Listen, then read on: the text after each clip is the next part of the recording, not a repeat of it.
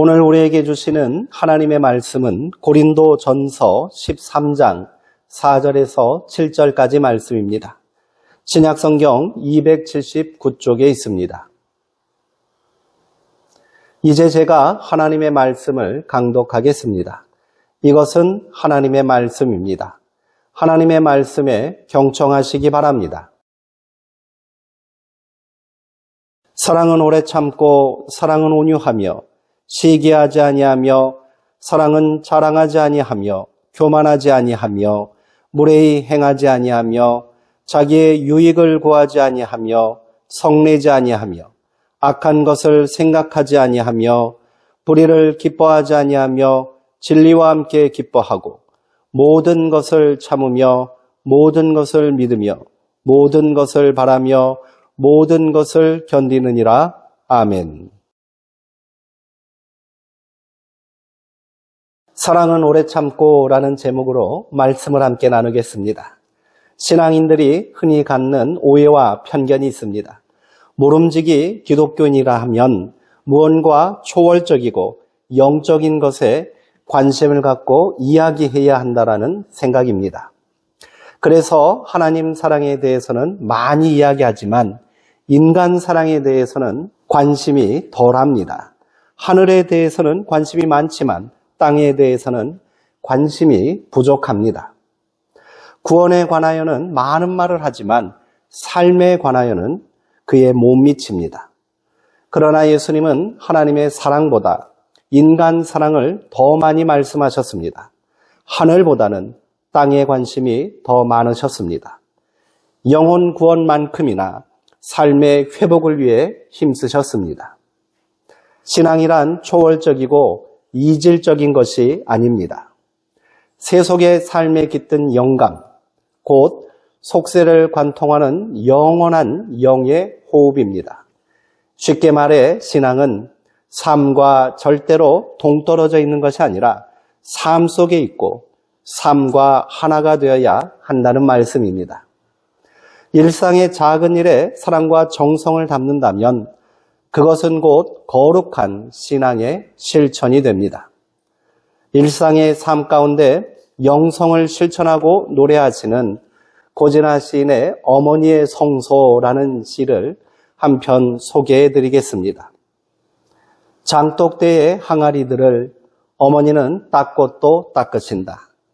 간신히 거동하시는 팔순의 어머니가 하얀 행주를 빨고 또 빨아 반짝반짝 닦아놓은 크고 작은 항아리들.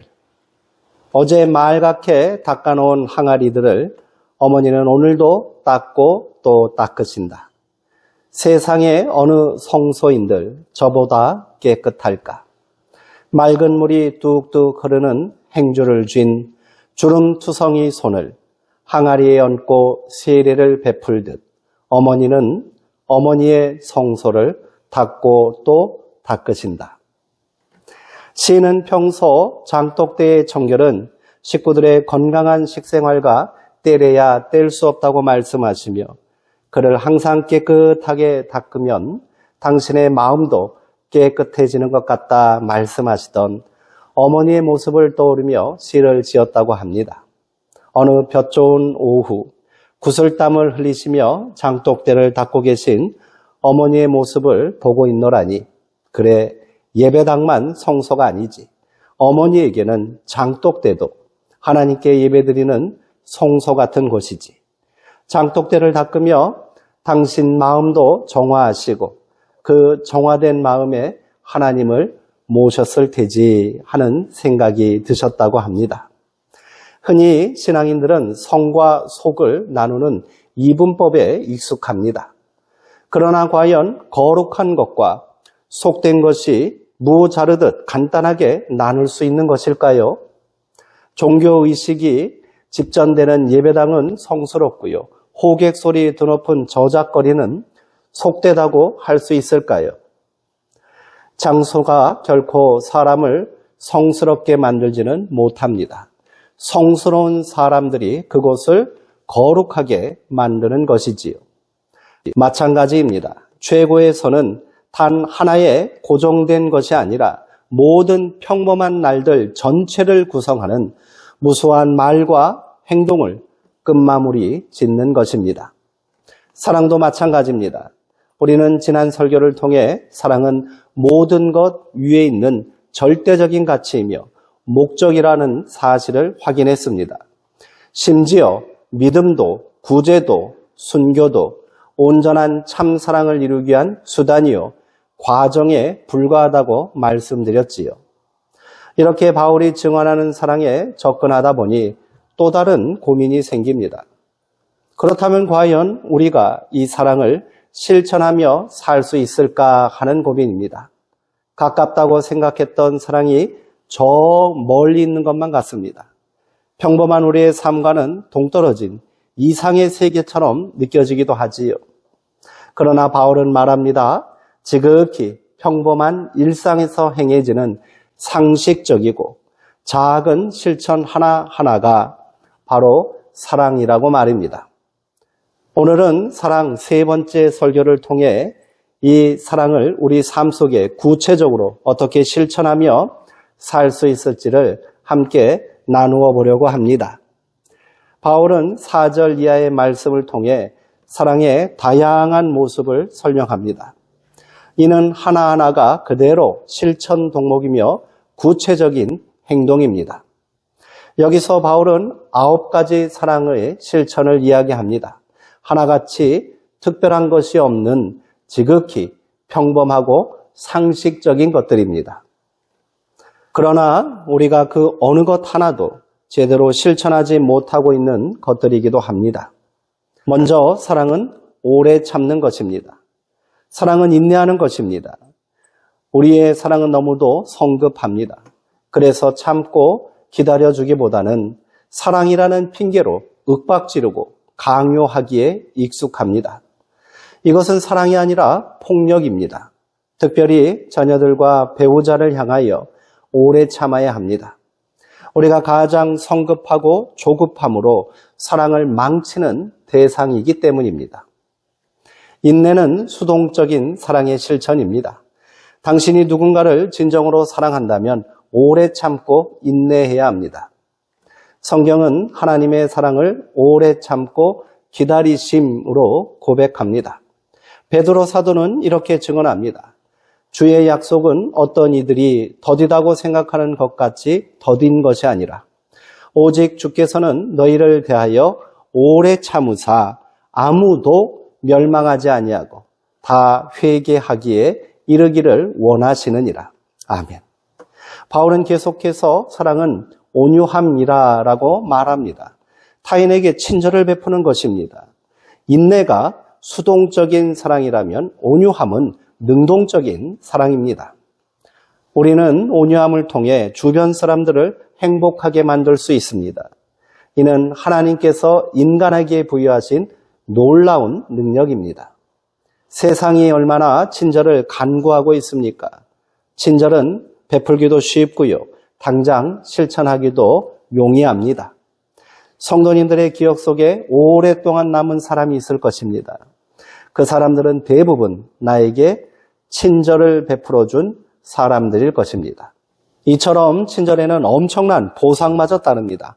영예롭기까지 합니다. 삶의 자리에서 작은 행복이 일어나길 기도하십니까?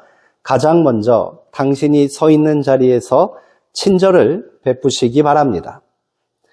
약하고 가난한 사람들에게 친절을 베푸십시오. 이들을 사랑하기란 쉽습니다. 특별히 부유하고 능력 있는 사람들에게 친절을 베푸셔야 합니다. 부자들은 사랑이 아주 많이 필요한 사람일지도 모릅니다. 우리가 흔히 외롭고 가난한 자들만 사랑이 필요하다고 생각합니다. 그러나 물질적으로 풍요롭고 능력이 있어 보이는 이들 역시 그 화려한 겉모습 뒤에는 영적인 고독과 진실한 관계에 대한 갈급함이 있습니다. 그들의 영혼 역시 주님의 친절한 사랑이 필요한 똑같은 죄인이요, 연약한 인간이기 때문입니다. 무엇보다도 나와 마음이 맞거나 가까이 있는 사람들과 가족들에게 더욱 친절해야 합니다. 이는 아주 어려운 일입니다. 아마도 그들은 우리가 가장 적게 사랑하는 사람들일지도 모릅니다. 친절은 단순히 비율을 맞추는 것이 아닙니다. 기쁨을 주는 것입니다. 인생의 시간이란 잠시도 멈춰 서 있지 않습니다. 그러니 누군가에게 베풀 수 있는 친절이 있다면 지금 당장 실천해야 합니다. 이를 미루거나 소홀히 하지 말아야 합니다.